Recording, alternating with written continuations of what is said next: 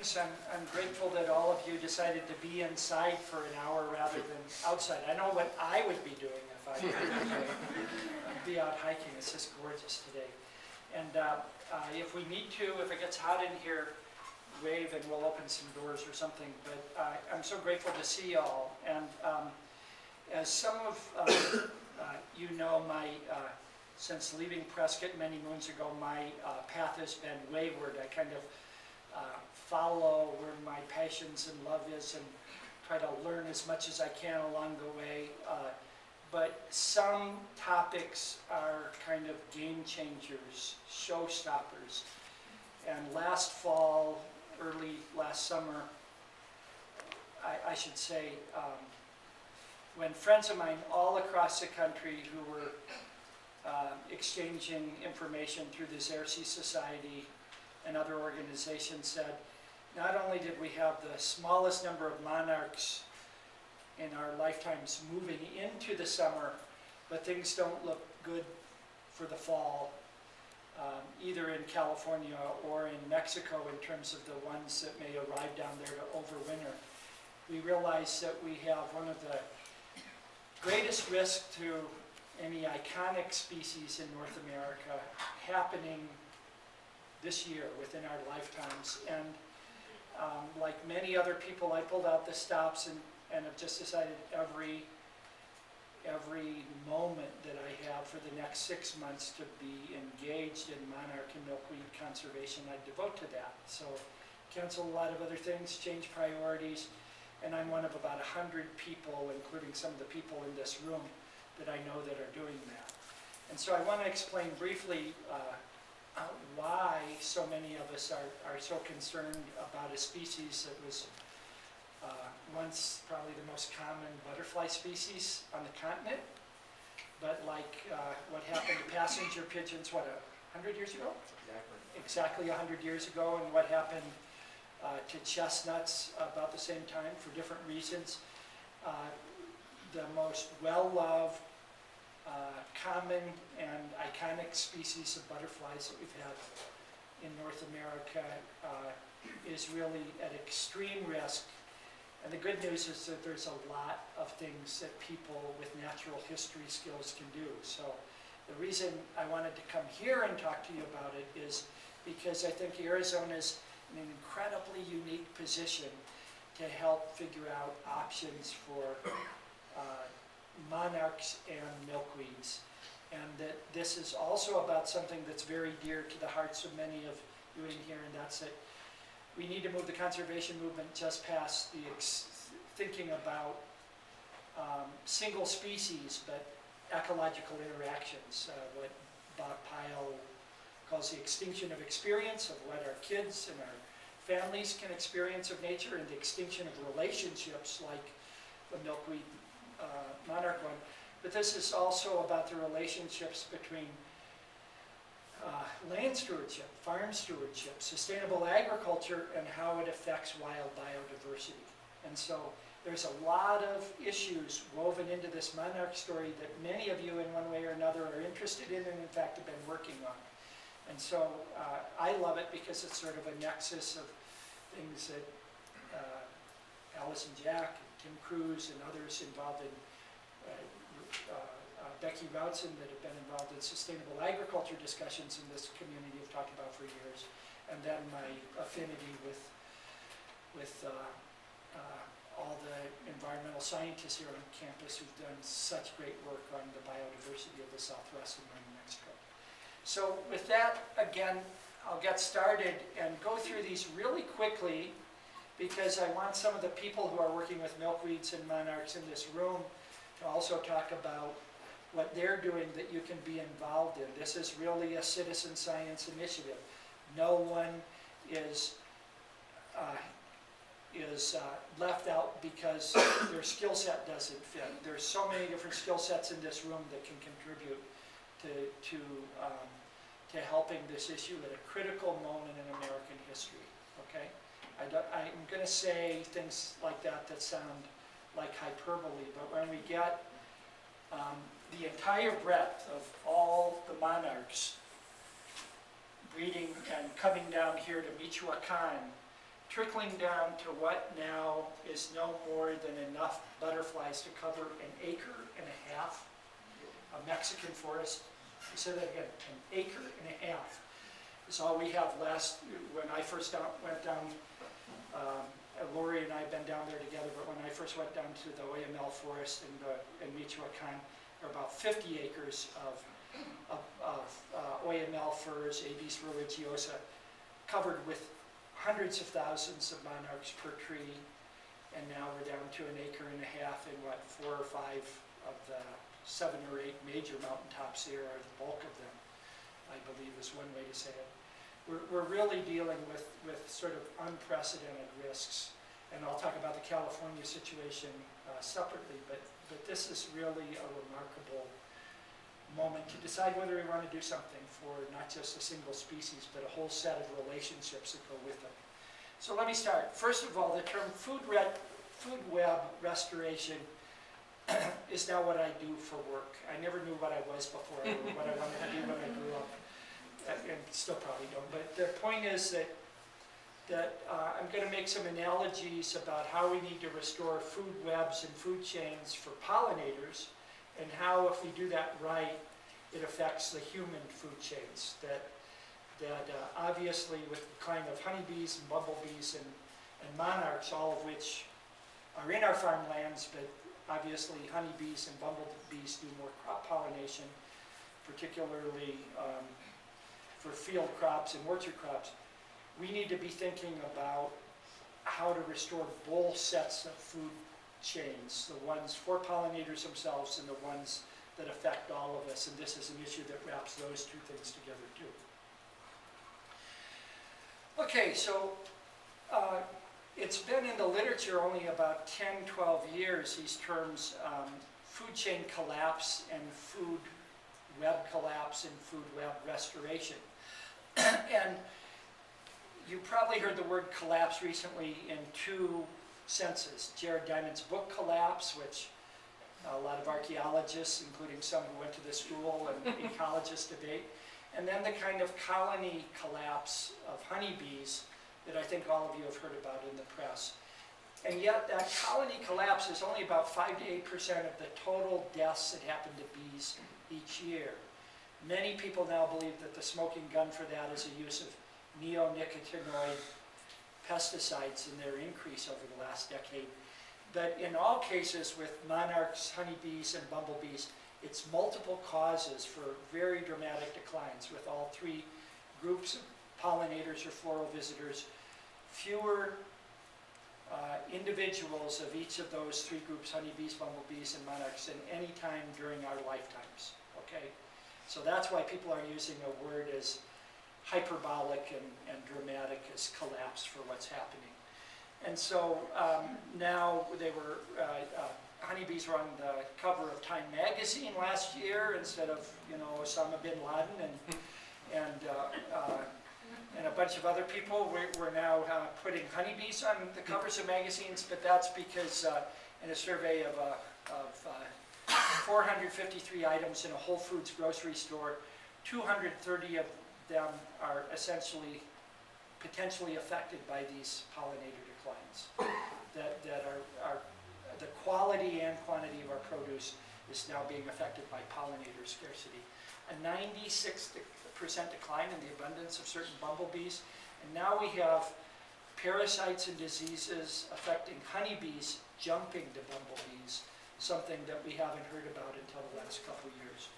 And then just dramatic effects both of how this plays out in terms of the wild plants that they pollinate and the cultivated crops that help provide us with food security.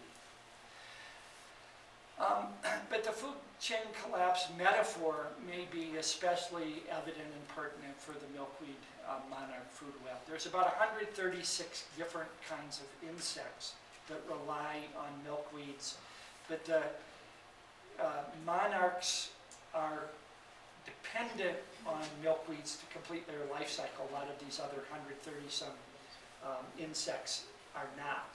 Okay, so monarchs must lay their eggs on milkweeds. The chrysalis may end up in the rafters or in a tree or whatever. Monarchs visit flowers in addition to milkweed, so we need to make available those flowers in habitats if we're going to keep them around. They don't just need milkweeds, but we have this strong coevolutionary relationship between monarchs and milkweeds that are key. And Karen Oberhauser and John Pleasance have published a study last year that was just devastating, that over really a 10-year period from 1999 to 2010, took them 2 years to get the paper out, 58% decline of milkweeds in farmscapes of the Midwest, and an 81% decline in monarchs because of that. Okay, those are our best guesses of what's happening there. That's astonishing to happen within a 10-year period, and since then, since the 2010 end point of that study, the numbers have plummeted even more. Okay. So the interesting thing is that we're seeing so much pattern recognition that this is happening, not just in the US, but with honeybee declines in 25 countries. Not just with honeybees, bumblebees, but a variety of native bees and other pollinators, that now some ecologists like Alfonso Valiente Banuet, who used to work in southern Arizona with us, a Mexican ecologist, says the protection of species interaction as hubs for ecological networks is an urgent task because they're critical to having any kind of sustainability at all in the world. That if we think sustainability is all done by humans, we're forgetting a bunch of stuff. That's why we have a Natural History Institute to remind us of our collective debt to all these other species. And pollinators happen to be in this trouble zone right now, and that reminds us of that fact. So our model for what we need to do to restore the food chains is something that many of you already aspire to. You're involved in work that moves us towards that, but it's rebuilding the diversity in our farmscapes, our working landscapes, whatever you want to call them, our rural lands. Soil microbial diversity is something that's more and more in the limelight, rather than being something that just a few wonderful scientists like Allison cares about, and a few wonderful science geeks write about on the internet. There's whole websites devoted to soil microbial diversity. If we rebuild that, if we rebuild pollinator diversity and rebuild agricultural crop diversity, we can do this food chain restoration, not just in terms of species composition increases, but the structural diversity and resilience of our agricultural landscapes. That will give us some enhanced food security and health, hopefully, because we'll have more fresh, healthy, nutritionally dense foods in our diet, and that may give us resilience in the face of climate change. So, building on that notion, I said, well, yes, we could talk about that in generalities, but there's a set of interactions that we really need to focus on right now at this moment. And so about 3 months ago, with some long-term players in monarch conservation, Ina Warren, who's with Monarch Watch, and Bill McKibben's 350.org, and Al Gore's Climate Project, we brought together a group of about 50 of us that are working to shape this MakeWayForMonarchs.org. How many of you know the kids' book, Make Way for Ducklings? Okay, I was a duckling once too, and that was my favorite book. That's why we went with Make Way for Monarchs, by the way, but we thought, we don't want some name that people can't get. We have to make room for these guys in our landscape. We have to understand what they're doing in this landscape. So that's a website, MakeWayForMonarchs.org. Within 1 week of putting it up, we had a New York Times article where 150 scientists from 17 countries signed a letter to President Bush, President Bush, excuse me, President Obama, Prime Minister Harper, and President Peña Nieto of Mexico. And 4 days later, they signed a monarch recovery agreement, not just because of the pressure from these Nobel Prize winners and eminent scientists and cultural creatives, but that many other forces were working on at the same time. That was the only thing that the 3 presidents of North America agreed upon 2 weeks ago. Monarch butterflies. Someone said darkly, well, it's surprising that they didn't connect it to putting through the Keystone Pipeline and having the Monarch corridor along the pipeline right away. You're really lucky it came out the way it did. But since then, I've been to Washington working with Fish and Wildlife Service Mexico program on how we make this actionable. Mexico, the same day that the president signed it, the president's party put a bill into the Mexican Senate to start a Mexican toxin-free corridor for monarchs from Michoacan and Mexico City all the way up to the border to sort of challenge the U.S. and Canada to do the same. But where would you put a corridor, a single corridor? I mean, you have monarchs coming all the way from Ontario and Maine, all the way down, some cross the Gulf of California. This is the zone of devastation for milkweeds and monarchs. So we're actually focusing on this little hoop. But let me tell you why what we have going on in Arizona is so important. 20 years ago, as Gail Morris from Southwest Monarch Study reminds me, they didn't show any action here. There was this line over here, and on the west side of the Sierras, there was one monarch population, and on the east side of the Rockies, there was another one. And those of us who live in Prescott or Patagonia or Moab were out of monarch country. And then the reports started coming in when Bob Pyle was working on his Chasing Monarchs books. Larry Stevens and I saw about 1,000 monarchs at sunset at the confluence of the Little Colorado and Colorado rivers. Bob then chased some friends of mine down in Patagonia and over at Buenos Aires Wildlife Refuge and saw monarchs heading across the border.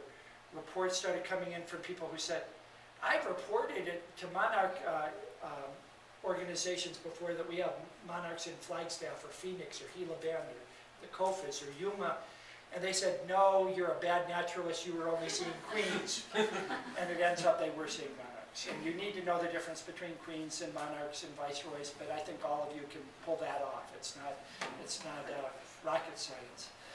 The point is that now, because of Gail's diligent efforts in getting a bunch of us tagging monarchs, including some people in this room, she has, is it like up to 11, between 7 and 11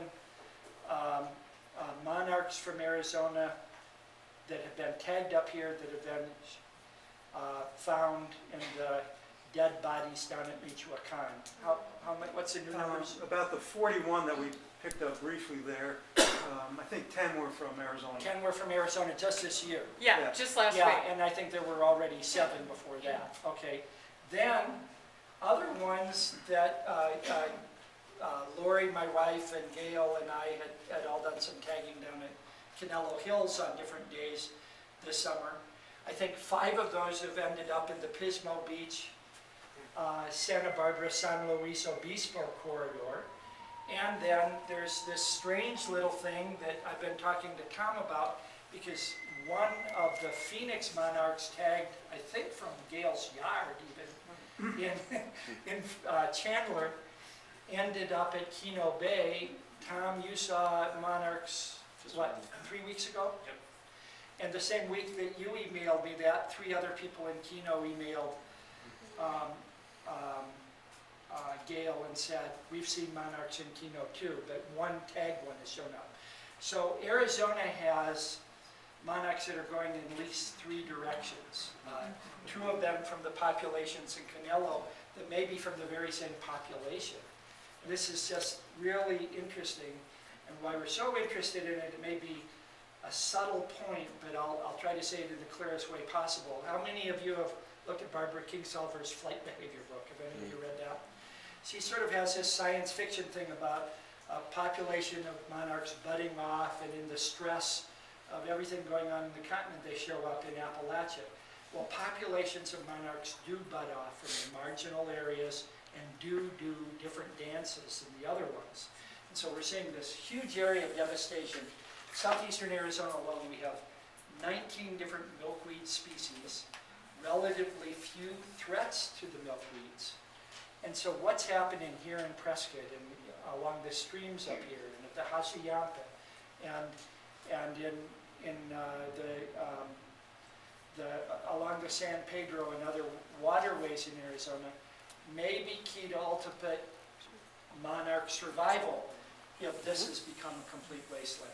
Okay, so we were the margins of the story even 12 years ago when Bob Pyle, Lincoln Brower, wrote a chapter for my book, Conservation of Migratory Pollinators and Their Nectar Corridors in Western North America. They simply hypothesized that we had some of these movements. Now it's verified, and yet we don't know the interactions. And if we can solve that story by having more of you not banned, but tag monarchs, please do not try to put a radio collar on a monarch. They're the weight of a little pin or staple, so you don't want to put a 70-pound collar on them to track their movements. But these tags don't disrupt their flights. You take information of where you tagged them, whether it was a female or a male, what condition they were in, and what trajectory they took off on, and that becomes essential to figuring out these routes, as Fred Urquhart started decades ago. Okay, so what are we asking for? One of the things that we're asking for is a change in the management practices that are among the drivers of the declines for milkweeds and monarchs. And there's, as I said earlier, there's multiple causes of monarch declines. This isn't, you get rid of one threat and there won't be any other threats. We used to focus entirely on the logging in the Mexican highlands. Now, Mexican conservationists are rightly saying to US conservationists, it's your turn, dudes. You've helped us for years. Now we got to help you get sober enough to figure out that your driving forces are what's really affecting this now. And that's exactly what Omar Vidal of World Wildlife Fund Mexico, who used to work for Prescott alum Howard Lyons, said in the New York Times a few weeks ago, in Washington Post. It's now time for Americans not to do finger pointing to Mexico. You have bad conservation practices down here. But Mexicans are saying, do you need further incentive for helping us keep a species going between three countries? And so part of the proclamation from the three presidents is also calling monarchs an emblematic species for international collaboration. Think about that even being in a presidential thing. Presidents usually don't say poetic things. Maybe not since Thomas Jefferson, I don't know. But the point is that we have to figure out what to do here and make way for monarchs. It's not like the other monarch organizations, that it's primarily scientists and citizen scientists, but it's farmers, faith-based communities, teachers, artists, poets, and that's who sent this letter to the president. And half our board right now is farmers who say, we've always been trying to make room for pollinators, including monarchs. They're fine on our farm. We're happy to teach other farmers there.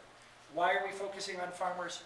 Because as you'll see, the glyphosate herbicides that include herbicides like Roundup, made by a variety of manufacturers, not just one, seem to be the key driver of the declines the last 10 years, and I'll get to that next. Okay, this is a fairly complex chart. Whenever you see that there's two different coatings on a side of a graph, you know you're in trouble, unless if you've just had lunch and you're falling asleep, you probably won't get this. But basically this shows the decline in monarchs being highly correlated with glyphosates, those herbicides that are weed killers, and with the increase in herbicide-tolerant corn. Now, let me clearly say, we are focused on monarchs. This is not an anti-GMO campaign, and we don't think Roundup is going to disappear from the planet, even though it may be the major damaging factor for monarchs in some places. But what we're trying to do is get farmers to responsibly use a tool that they wish to keep in their toolkit, rather than using it as a bludgeon use it in a targeted way where there's not excessive spraying. And that increase in glyphosates is because of a really tragic factor that's affecting farmers' livelihoods, not just Monarchs. That is, they've used more Roundup in relation to growing these Roundup-ready crops that are herbicide tolerant. They're doing a 200 million acre experiment in rapid natural selection.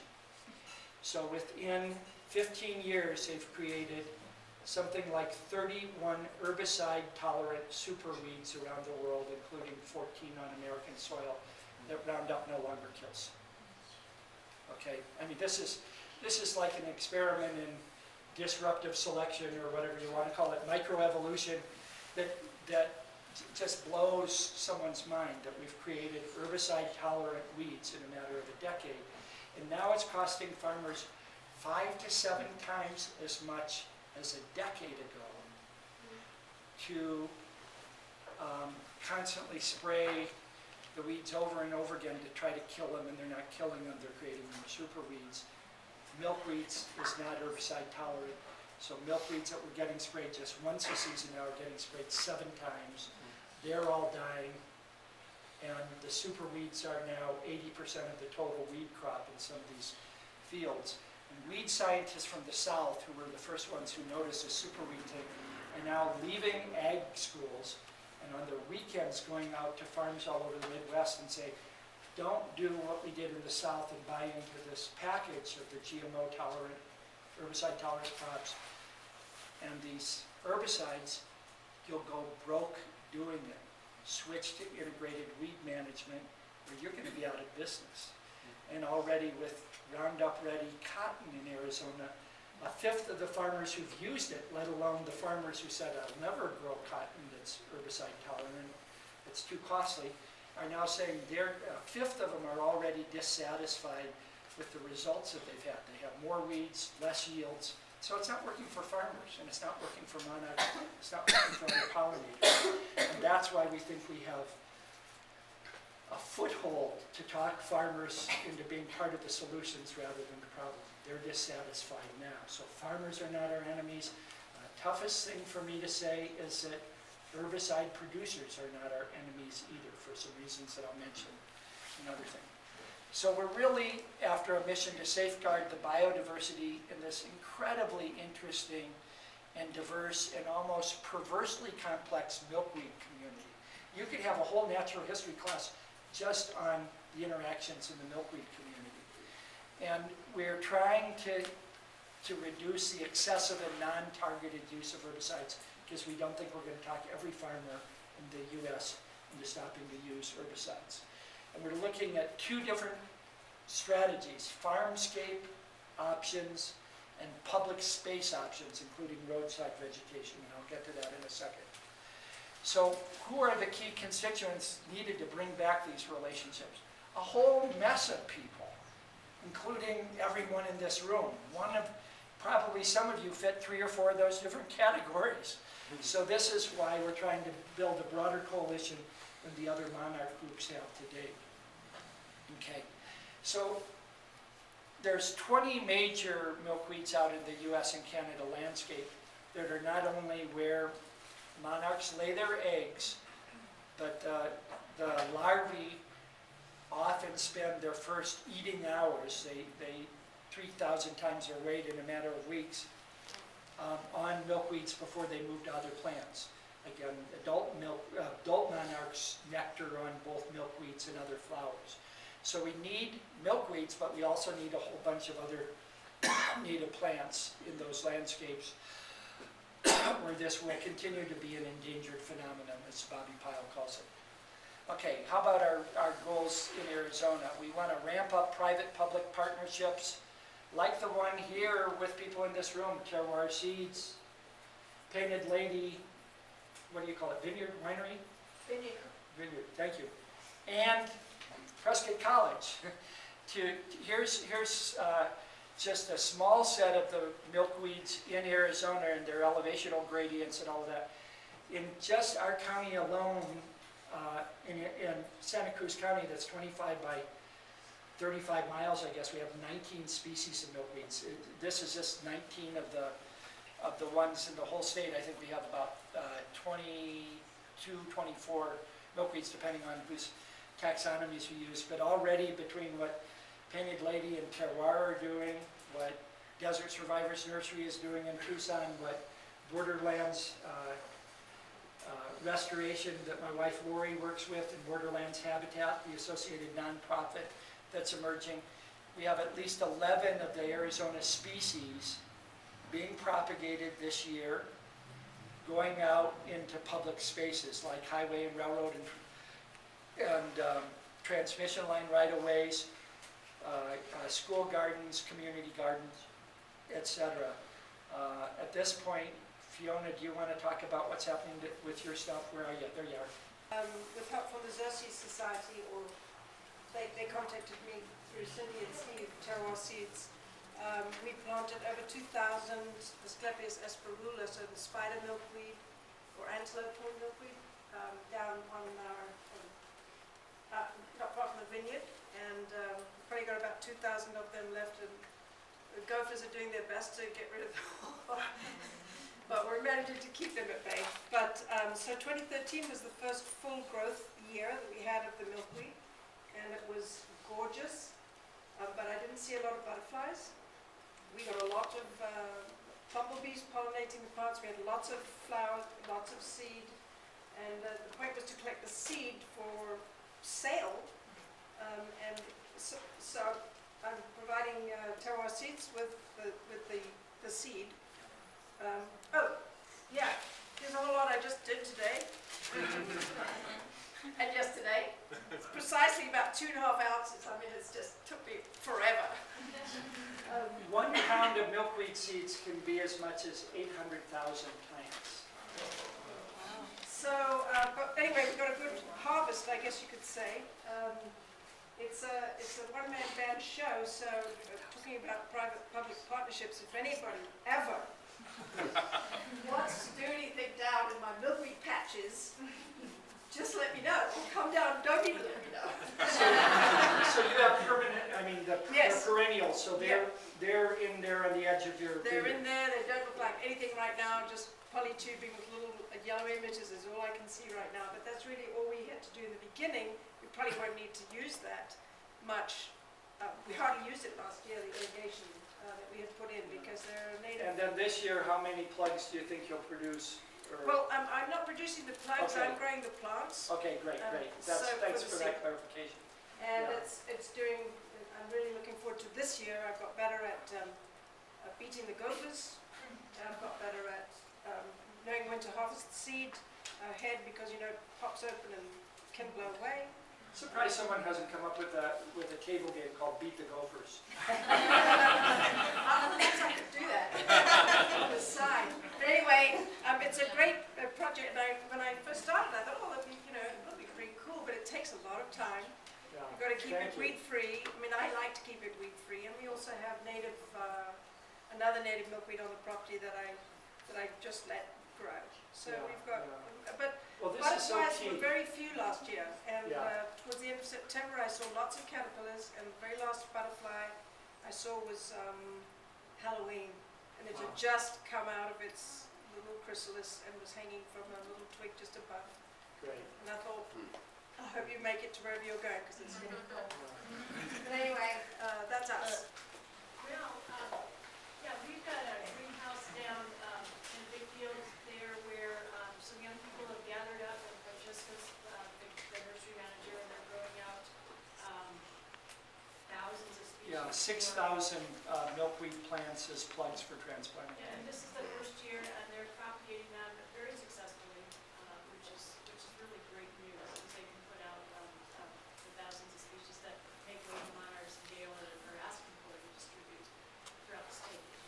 Yeah. And so we're not mixing up different milkweed patches or populations. We're putting out the same things, taken from the same landscapes or watersheds. 7 species, minimum of 6,000 plants for transplanting for sales that will benefit Southwest Monarch to ramp this up even more. And then it's not just growing them, but maybe you all could talk about the kind of tagging and caterpillar counting and all of this. This is Kathy and Bob, am I correct? Yeah, and I have a clipboard here if you would like, or if you're interested in doing some spotting, just, letting us know when you see monarchs. Tagging, we'll have some workshops locally here, and of course, planting. And so I'm gonna pass this around. And I also have a card if you want information from me, how to contact me. But I think you all have this. Did you all get one of these? Yeah. So this is what we're talking about, that we're working through Southwest Monarch study, as far as that goes. So, and in Gail, last fall, she saw quite a few monarchs on the Peavine Trail. Very important having the water source, and then of course the nectar available there. Yeah. So planning is just a first step, and I should say that April 14th this year, which is the 50th anniversary of Rachel Carson's death, we're having a National Day of Action and Contemplation with college communities, faith-based communities. Some places are having storytelling and poetry readings, like Allison Deming's going to participate in some down in Phoenix for Interfaith Power and Light. Planting days across the country, including planting milkweeds on Rachel Carson's grave in Maryland. And all kinds of other activities, talking about legislation. If people are action-oriented in terms of policy, they can do that. And in organizing, tagging, and monarch counting teams. So you can go on Make Way for Monarchs. There's 4 different documents about that Day of Action and Contemplation, and about 9 co-sponsoring groups at this point. And we're hoping it'll happen on every liberal arts campus and every green faith community, Buddhist, Jewish, Christian, people like me who are branch Davidians. Well, we're going to all get into it.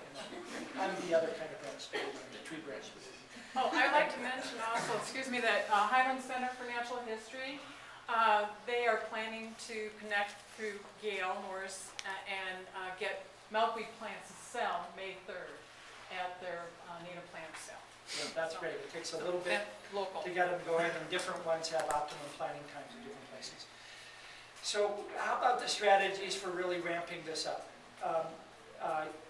We think that there's about 3 million available milkweed seeds this year through different organizations like Xerces Society, Monarch Watch, Monarch Joint Venture Project.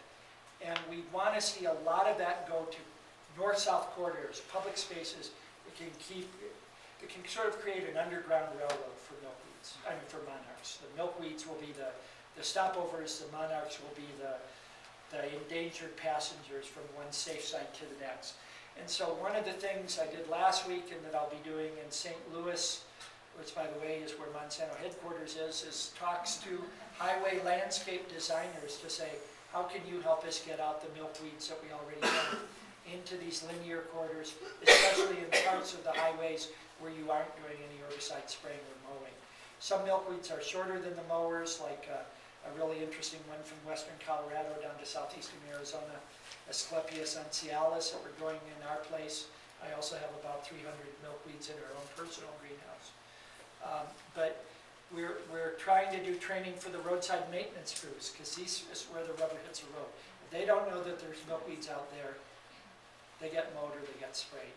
And so we have to make alliances with people that we haven't brought into the conservation world much. And then the kind of workshops and trainings that you were just talking about is another role and an ideal thing for the natural history to be involved in. We're also having what we call pot parties. How many of you have been to a pot party? Oh, I guess this is one of these, faith-based campuses where people don't use other things for ecstatic experiences. The point is that we have hundreds of hours of citizen scientists, over 180 people in our little town of Patagonia, who've been involved in repotting plants with Francesca, who Lori mentioned, and then putting them out into the landscape. And I've welcomed Allison and the Summer Institute that Tim used to run to join us for one of those things this summer if possible. Letters to the top of the political food chain. There were actually 2 letters that went to the presidents, one from Nobel Prize winners and the key monarch scientists, and Homero Arichis, a Mexican poet, did by diplomatic pouch. He was a Mexico diplomat to UNESCO. And so these 30 scientists wrote the letter together, 150 signed it. Since then, 3 other letters with 500 cultural creatives, celebrities, whatever, the David Suzuki's of the world, have got these to the presidents, and they've agreed to this national recovery plan. And then there's a Save the America's Pollinators bill in the Senate and in the House, and state legislation on the website. We're asking for pollinator protection resolution to be introduced to every state in the country. Our other strategies, again, not thinking of farmers who currently use herbicides as enemies. Half of America's farmers are already intentionally involved in programs from NRCS to Ducks Unlimited to Trout Unlimited to Gila Monsters Unlimited to get Habitat for Wildlife out on their farms and ranches, and we need to make allies with these people and say, hey, monarchs, milkweeds, that's wildlife too. And I should say that there's these terms you may not be familiar with, conservation filter strips, like they're also called prairie filter strips, that are like this patch of wildflowers that's only about 6-8 feet wide, but it's on the edge of a sweet potato and berry field. There's also kinds of agriculture, one called low input, high diversity agriculture for larger scale farmers, that when they've done these complex rotations with cover crops that suppress these super weeds and deplete their seed banks, they're getting an 88% reduction in herbicide use by conventional farmers, and an increase not just in productivity, but in financial stability, that it's actually more cost effective for the farmers to put in these filter strips, take 5% of their fields out of the crop cultivation and put them into wildflowers and milkweeds than it is to not have pollinators in their environment. So again, this is Benito, the farmer down below us at Native Seed Search. They're not the enemy. He uses Roundup in a spot way. We're not trying to villainize people that use these in a very conscientious and limited way, but if they're paying 5 to 7 times more than they did a decade ago, they're in trouble, and we need to have farmer-to-farmer training to help them transition. And the super weeds include things like Amaranthus palmeri, the Arizona careless weed or pigweed. So they're really a lot of things that are increasing in their sort of tenaciousness, even here in Arizona. This isn't just in the Midwest. To do something that would really make a difference for milkweeds in the long run is a daunting task, because it's 400 million acres of privately owned food-producing landscapes in the U.S., 175 million acres of which has Roundup, and about 100 million acres where we think have been devastated of its milkweed populations already.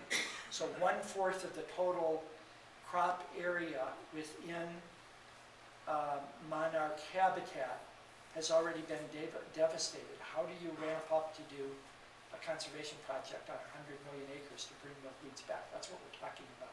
This can't just be in the 20 million acres along roadsides or whatever the count is. So again, the prairie strips is the goal. I went through that, 170 million acres.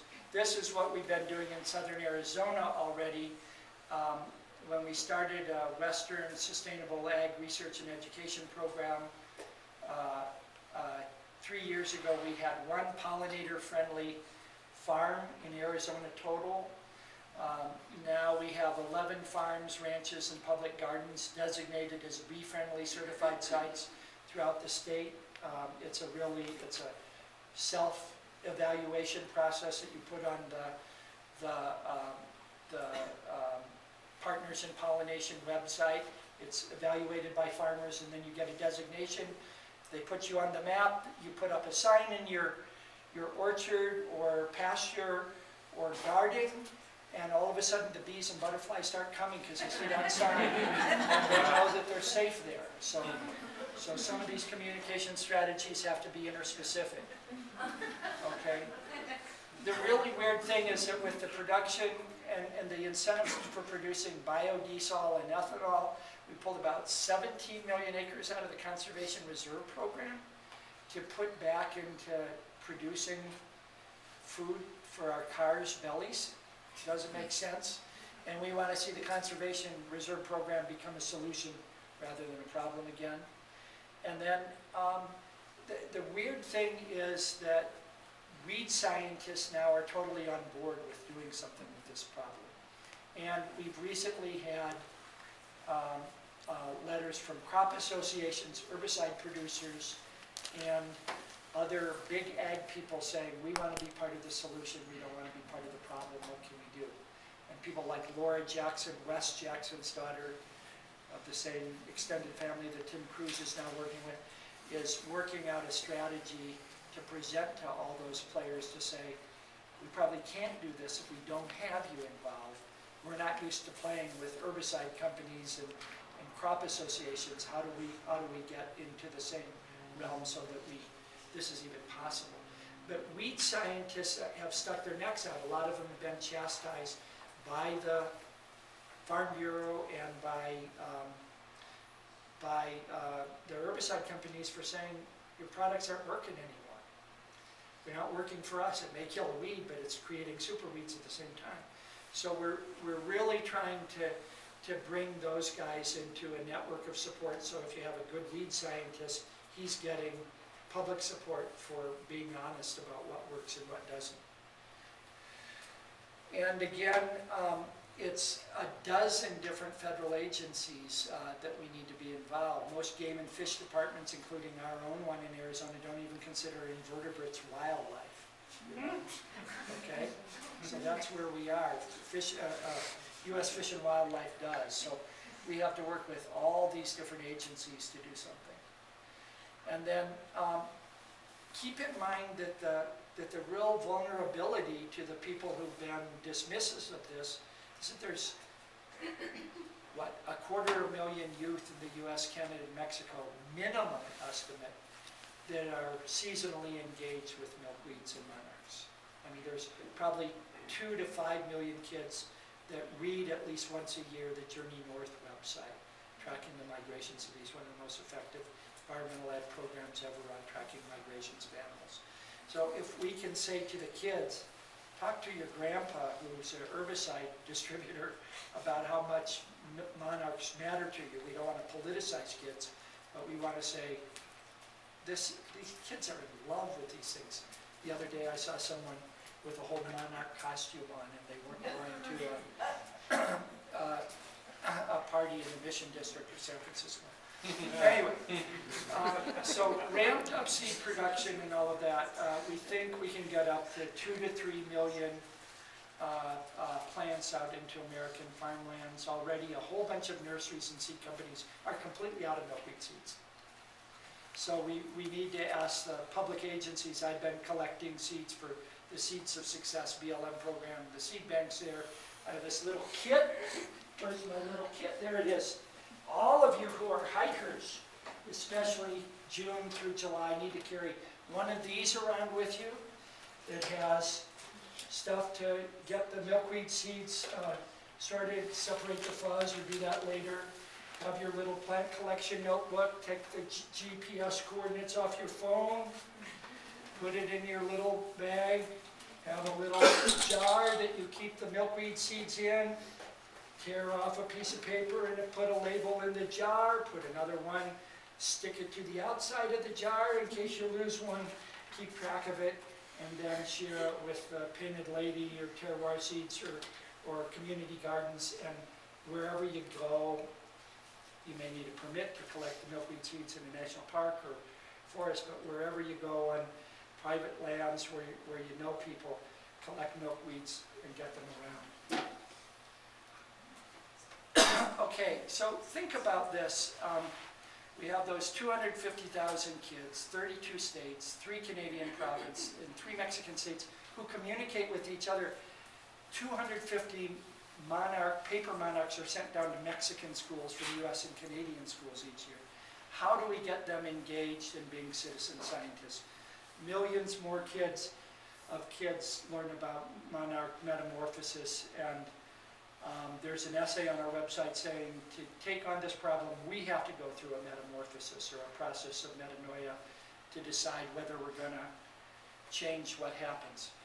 One way to do it that many states are investing in, we have 37 of these in Arizona, is monarch way stations. It could be in the garden in front of the Crossroad Cafe, where you get a sign from Monarch Watch that explains about the monarch migration. You use that as a base point for counting larvae on the milkweed stems in the summer. In the fall, you collect the seeds and get those around, and you track whether monarch butterflies come to the plants when they're flowering. That's all these way stations do, but it's become for some people like geocaching when they travel across the country. They stop at these way stations and they visit them and track monarchs on them. A dear colleague of mine, Laura Lopez Hoffman, who I teach with now and then, was part of this great paper in Conservation Letters last September that was picked up by about a dozen different places. It said, Americans are willing to pay out of their pockets $6.5 billion to protect monarchs and their habitats. But we don't know what that means in terms of tangible things. Should they give that money to the Native Plant Society, to Xerces? So we're doing a follow-up study to see what different constituencies see as the best way to affect their desire to have their values expressed in a positive way like this. So we're doing high-profile publication events in Washington, D.C., St. Louis, Chicago, Cincinnati, Prescott, Arizona, Prescott, Arizona, Prescott, Arizona. and all these other places with about a dozen of us. This isn't just me, but Lincoln Brower and Bob Pyle and Allison Deming and dozens of other people are helping with these events. We're focusing on St. Louis because Monsanto headquarters are there. We don't think they're the bad guys, that there's good people in every company that are sensitive to these things, and we're hoping that they will see that their communities really care about monarchs. Again, 60,000 kids already do this gesture between the US and Mexico of sending paper monarchs. What if we started sending the state highway departments, herbicide manufacturers, federal and state agencies? So the website also has a lot of stuff about youth engagement in art, literature, dance, and social media. There's going to be an event on the Washington Mall during Pollinator Week in June that a dance group called Milkweeds for Monarchs expects 250,000 people on the Washington Mall in front of the Capitol as part of this, with film, dance, and music. And I've even had to learn how to Facebook. I still don't know how to Twitter. I stick to frittering my time away instead of twittering. And again, this is not confrontational politics. We're reaching out in every possible way in a respectful manner. That's sometimes hard for some of my colleagues in the monarch community who have spent 30 years of their life trying to recover monarch populations and seen further decline. They are heartbroken right now. It's the biggest crisis of their lives. So that we hear anger and frustration from people isn't to be surprised, but we really have to bring a lot of people who don't normally play in conservation on board.